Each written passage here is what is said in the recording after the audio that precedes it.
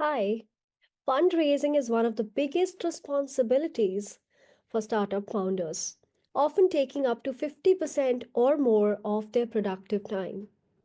The time that could be spent growing the business is instead spent on pitching to investors and managing investor relations. For many startups, having at least one co founder fully dedicated to fundraising is a luxury, but not all startups can afford this. Typically, startups have a CFO or a senior analyst in the founder's office to assist in this crucial process. But the reality for founders is that pitching to investors is tough. Lots of rejections and only a handful of wins. What happens if you can help these startup founders through the pitching process? It's simple. They will be grateful and likely engage you on other future projects. That's exactly how Siddhant, our current co founder, became part of the team. He helped us in the early stages, and as a result, we later brought him on board full time. Pitching is not just about getting a yes from investors. Meaningful assistance in the process can lead to future engagements, even if the pitch is not successful at first. We read about a foreign startup founder who made 114 pitches before securing his first investment. He had an idea for a movie streaming app but did not even have the product ready. Instead, he used feedback from each of those pitches to improve his product until finally securing an investment. Once he had that yes from an investor, he was able to create the product, and that company went on to an IPO. The founder ended up being a serial entrepreneur, taking six companies to IPO in just 7 years. Here is the opportunity for you. By assisting startups with their pitching process, you can secure future assignments with them. Even if the initial pitch does not succeed, you are building a relationship that can lead to further work. Over the past 12 years, our team has pitched to investors more than 500 times. We started crafting our first pitch deck back in 2018, and we learned a lot from that early experience. We remember creating the first pitch deck in 2018. We were worried because it did not have all the flashy designs. It was more like a Word document with bullet points in a PowerPoint slide. But one of the key things we learned was that design is not the most important thing during a first fundraising round. Instead, real metrics that demonstrate the traction the company has gained are crucial. As we worked with Sanjeev Bikhchandani, founder of Naukri, and our current co founder Siddhant Bed, we realized it was about showcasing real numbers and insights. So, what are the important metrics to include in your pitch deck? For early stage startups, here are the things you absolutely must highlight: what the product is, the target audience, market size broken down into TAM, SAM, SOM, revenue growth over the years, user growth, sources of leads, organic versus paid, conversion process overview, profitability and key cost heads, repeat sales, competitive advantages, community, media assets, etc., ARPU, that is average revenue per user, and CAC, cost of acquisition, refund related data, team information, how much you're looking to raise, what you will do with that money. You can view an example of this in a subsequent version of our pitch deck here. The link to this will be in the description box for you to refer to it later as well. As the business grew, so did the volume of data we used to answer investor questions. Today, our decks might include 30 to 50 more data points that are necessary to show deeper insights. That initial pitch led to an offer of 1 CR in funding, which we did not take up, but it was a turning point.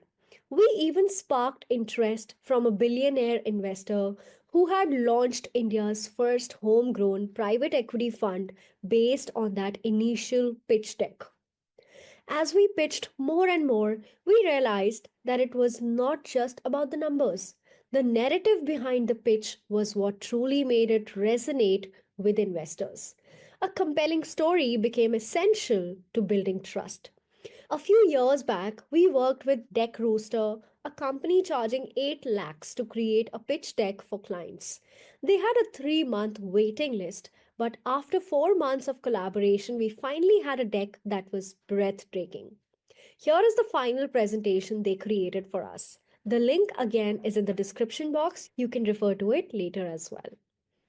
What was the process? Here is what we went through with Rooster. One, multiple interviews to capture our vision and direction.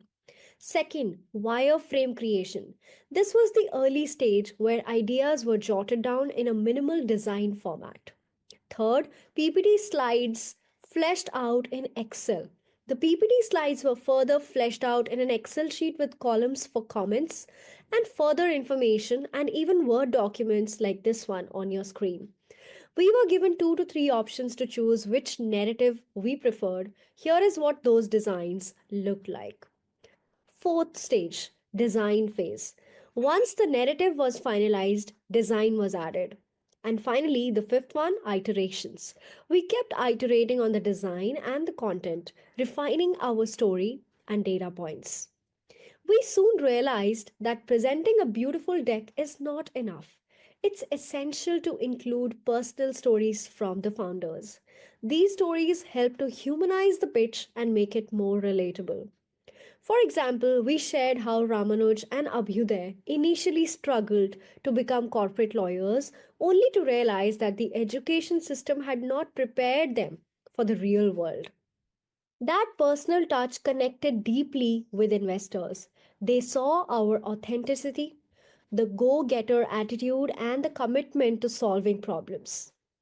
The numbers and projections in the deck were not the main focus. They were there to substantiate their story, showing the massive potential and traction that they had gained.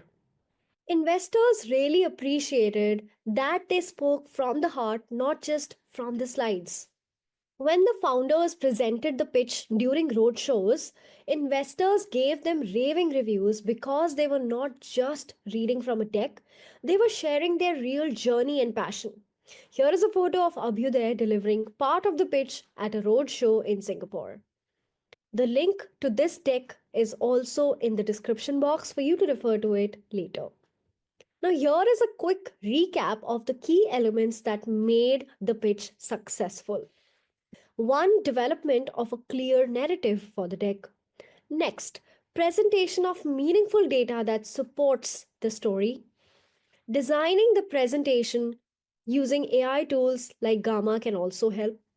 Identifying and weaving in personal stories to make the pitch more relatable. And finalizing the script to ensure smooth delivery along with the deck.